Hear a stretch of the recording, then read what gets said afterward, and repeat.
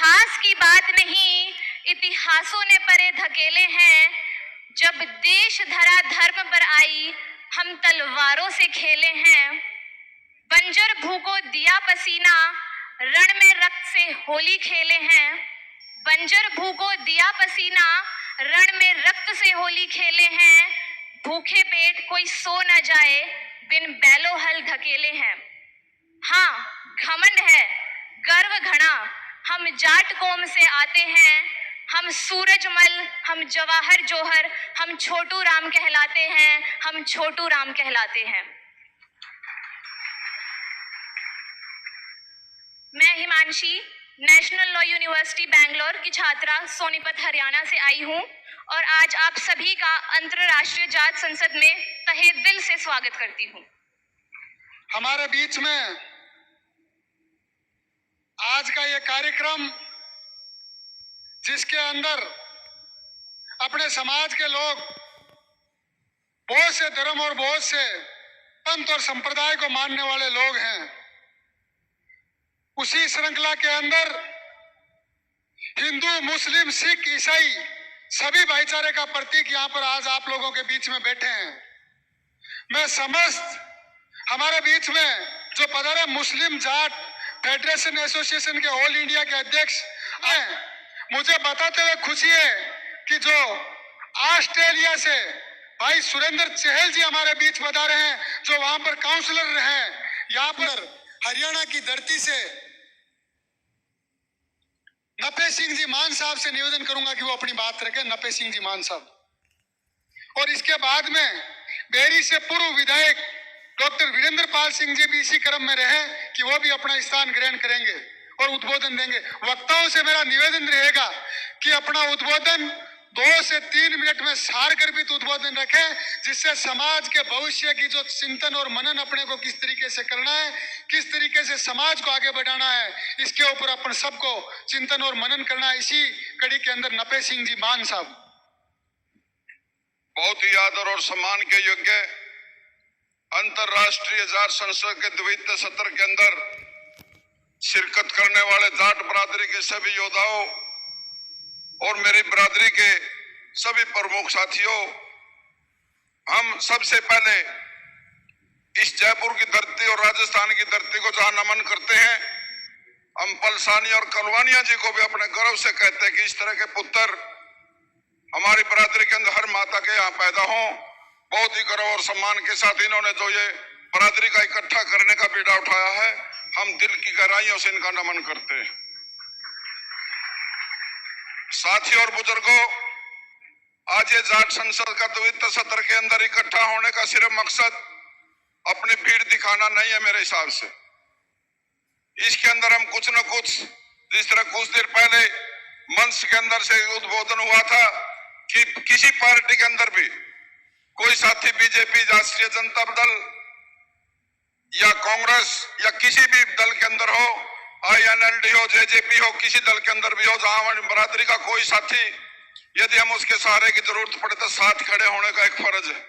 और उसके साथ ही अग्रणी नेताओं से भी एक विनती करता हूं कि जब भी एक आखिरी छोर पर बैठा जो किसान का बेटा, खासकर इस जाट बरादरी से आपकी तरफ टकटकी लगाए बैठा है, उसको जब तक सहारा नहीं देंगे तो साथियों इस तरह के मंच के भी शायद कहीं न कहीं गरिमा के अंदर फर्क आएगा। मैं मेजर जनरल सुधीर सिंह जाखड़ और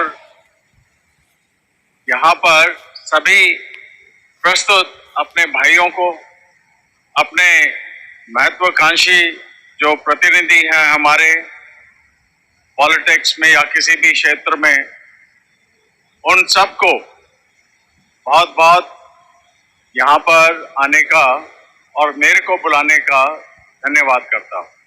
थैंक यू।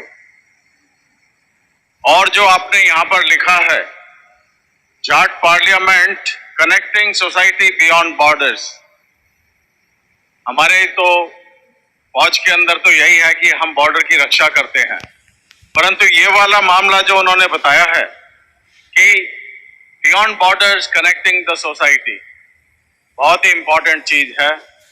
और ये हमारे को अपने ध्यान में रखना है कि किस तरीके से हम अपने जो बाकी जो हिंदू हैं, चाहे मुस्लिम हैं, चाहे कोई सी भी कम्युनिटी के हैं, वो सब के सब एक साथ हम कैसे जो है आगे चल सकते हैं। क्योंकि असली जो है देश की तरक्की तभी होएगी जब हम सारी की सारी कम्युनिटी एक साथ मिलकर आगे बढ़े। और ये वाला संदेश हम जाट लोग पूरे देश को और पूरी वर्ल्ड को हम दे रहे हैं इस वाले इंटरनेशनल जाट पार्लियामेंट के थ्रू। तो ये एक संदेश मैं आपको देना चाहूंगा। दूसरा संदेश कि हमारे बच्चे एजुकेशन की तरफ ध्यान दें। उत्तर प्रदेश सरकार के पूर्व मंत्री चौधरी उदयभान सिंह जी से कि वो आए और अपनी बात रखें। चौधरी उदयभान सिंह जी। राम राम साहब, आप सबको ब्रज क्षेत्र की ओर से मैं प्रणाम करता हूं, नमस्कार करता हूं। ये सुनिश्चित तथ्य है कि जाट बिरादरी ने संपूर्ण विश्व में, संपूर्ण सृष्टि में अपने कार्यकलापों के आधार पर, अपने आचरण के आधार पर, अपने स्वभाव के आधार पर अपनी शक्ति का संचार सदुपयोग में करने के कारण ही अपनी पहचान बनाई है। लेकिन मैं एक प्रश्न अपने आगे वक्ताओं को प्रश्न के रूप में निवेदन करने की बात जरूर कहूंगा कि राजनीति शाश्वत सत्य है। जब से संसार बना होगा तब से राजनीति ने भी जन्म लिया होगा, चाहे सर्वाइवल ऑफ द फिटेस्ट के रूप में हो, चाहे आज लोकतंत्र के रूप में हो। लेकिन जाट जिसने राजनीति करने के लिए पूरे देश की सारी बिरादरियों को प्रेरित किया, कुछ विशेष बिरादरी हजारों हजार वर्ष से राजनीति में स्थापित थी, लेकिन किसान का बेटा चाहे जाट हो, चाहे हीर हो, चाहे गुजर हो, चाहे लोधी हो, चाहे काची हो, चाहे कुर्मी हो, जिसके हाथ में फावड़ा है, जिसके हाथ में हल और खुरपी है, वो राजनीति से बहुत दूर था। लेकिन जाट बिरादरी ने अपने को स्थापित किया और सारे किसान बिरादरी को भी राजनीति में स्थापित कर दिया। ये ऐसी कौम है। लेकिन प्रश्न दे करके जा रहा हूं आगे के वक्ताओं को, हम में ऐसी कौन सी कमजोरी है, ऐसी कौन सी परिस्थितियां पैदा हो रही हैं कि यह बिरादरी राजनीतिक परिक्षेत्र में आगे बढ़ने से कहीं न कहीं उसके सामने रुकावटें आ रही हैं। इस पर चिंतन होना चाहिए।